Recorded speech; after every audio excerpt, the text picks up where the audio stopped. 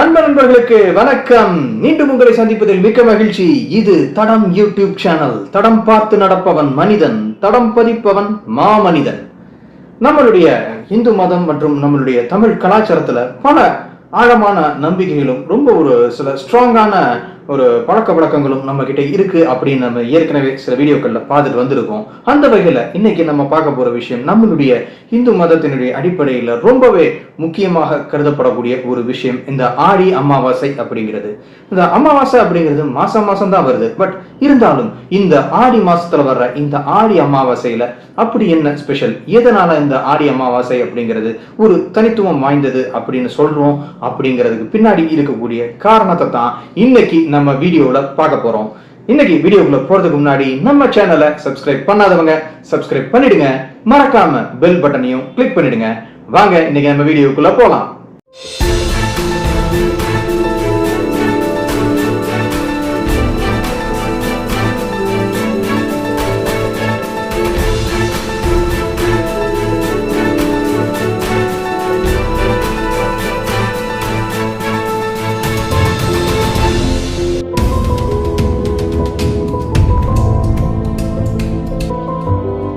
நம்ம சொன்ன மாதிரி மாசம் இந்த அமாவாசை வந்துகிட்டு தான் இருக்கு. ஒவ்வொரு மாசமும் அமாவாசையும் பௌர்ணமிங்கிற ரெண்டு திதிகளும் வந்துகிட்டு தான் இருக்கு. பட் இருந்தாலும் இந்த ஆடி மாசத்துல வர்ற இந்த அமாவாசைக்கு ஏன் இப்படி ஒரு ஸ்பெஷல் ஸ்டேட்டஸ் அப்படின்னு நம்ம யோசிக்கலாம். அதுக்கு முன்னாடி முதல்ல இந்த ஆடி அமாவாசை அப்படின்னா நம்ம என்ன செய்யணும், இந்த ஆடி அமாவாசைக்கு என்ன செய்யணும் அப்படின்னு சொல்லியிருக்காங்கன்னா, இந்த ஆடி அமாவாசை அன்னைக்கு நம்ம அந்த ஒரு குடும்பத்துல இறந்து போனவர்கள் இந்த முன்னோர்களுக்கு தர்ப்பணம் கொடுக்கறது, திதி கொடுக்கறது அப்படிங்கறத சடங்கு செய்யணும் அப்படிங்கறத தான் இந்த ஆடி அமாவாசையில நம்ம செய்யணும்னு சொல்லியிருக்காங்க.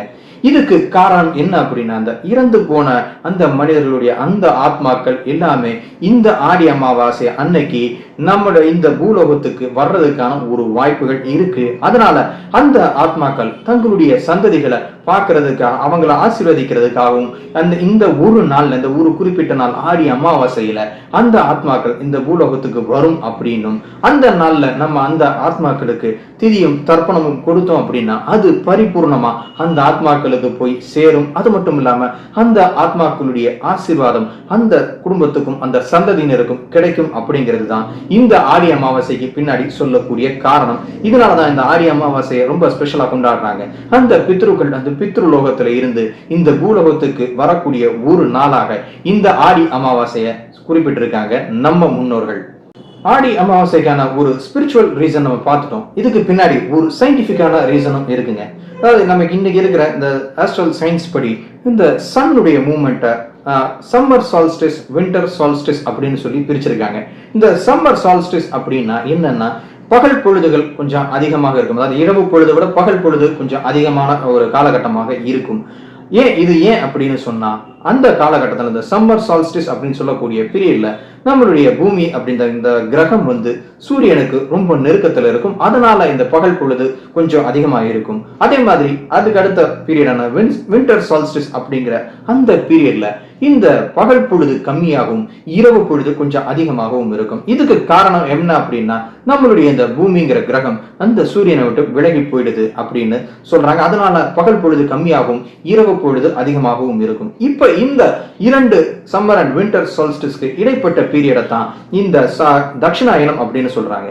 இந்த தட்சிணாயனம் அப்படின்னா என்னன்னா, இந்த சூரியனுடைய டிரான்சிட் தெற்கு நோக்கி திரும்பக்கூடிய அந்த சூரியனுடைய பயணம் தெற்கு நோக்கி தொடங்கக்கூடிய ஒரு நாள் தான் இந்த ஆடி அமாவாசை.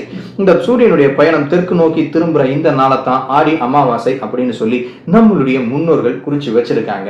அதாவது இன்னைக்கு நம்ம இருக்கக்கூடிய டெக்னாலஜி வச்சு, நம்ம இன்னைக்கு இவ்வளவு பண்ணி ரிசர்ச் பண்ணியிருக்கிறத வச்சு நம்ம இவ்வளவு விஷயங்கள் இந்த ஆஸ்ட்ரல் சயின்ஸை பத்தி தெரிஞ்சுக்கிட்டு இருக்கோம். பட் அன்னைக்கு ஆயிரக்கணக்கான வருஷங்களுக்கு முன்னாடி எந்த விதமான டெக்னாலஜியும் இல்லாம உட்கார்ந்த இடத்துல இருந்து எங்கேயோ இருக்கக்கூடிய அந்த சூரியனுடைய மூமெண்ட்டையும் அந்த சூரியனுடைய பயணத்தையும் அந்த பாதையையும் கணக்கு பண்ணி இந்த நாள்ல தான் இந்த சூரியனுடைய பயணம் மாறும் அப்படிங்கிறத குறிச்சு வச்சிருக்காங்கன்னா கண்டிப்பா ரொம்ப ஆச்சரியப்பட வேண்டிய விஷயம் தாங்க.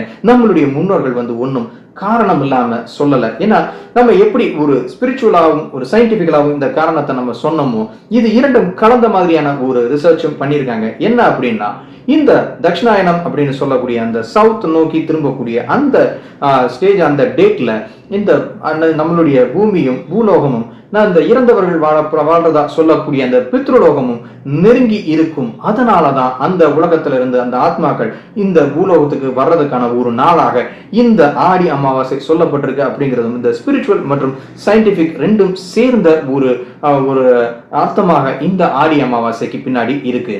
இந்த பதிவு உங்க எல்லாத்துக்கும் பிடிச்சிருக்கும்னு நினைக்கிறேன். இந்த வீடியோ பற்றி உங்களுடைய கருத்துக்களை கமெண்ட் பண்ணுங்க. இந்த பதிவு உங்களுக்கு பிடிச்சிருந்தா லைக் பண்ணுங்க, ஷேர் பண்ணுங்க, மறக்காம நம்ம சேனலை சப்ஸ்கிரைப் பண்ணிடுங்க. மீண்டும் இது போன்ற சுவையான ஒரு பதிவுல உங்களை சந்திக்கிறேன். அதுவரை உங்களிடமிருந்து விடைபெறுகிறேன். நன்றி, வணக்கம். தடம் பதிப்போம்.